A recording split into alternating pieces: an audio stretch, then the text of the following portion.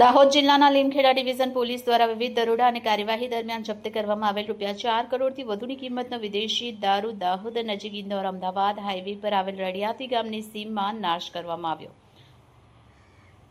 Court અને ઉચ્ચ police અધિકારીઓની મંજૂરી બાદ રોડ રોલર અથવા બુલડોઝર ફેરવી દારૂની બોટલોનો સ્થળ પર જ નાશ કરવામાં આવ્યો।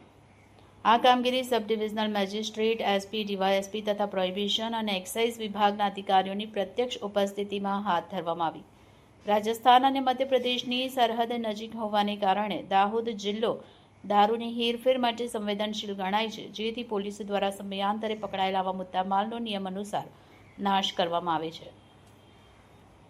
આજરોજ લીમખેડા ડિવિઝનના 3 પોલીસ સ્ટેશન પીપલોદ, સાગતાળા અને દેવગઢ બારિયાનો ટોટલ 1,70,317 બોટલનો નિયમાનુસાર સક્ષમ કોર્ટની મંજૂરી મેળવી સમિતિની હાજરીમાં ટોટલ ₹4,23,07,151 રૂપિયાનો મુદ્દામાલ, વિદેશી દારૂનો મુદ્દામાલ નાશ કરવામાં આવેલ છે।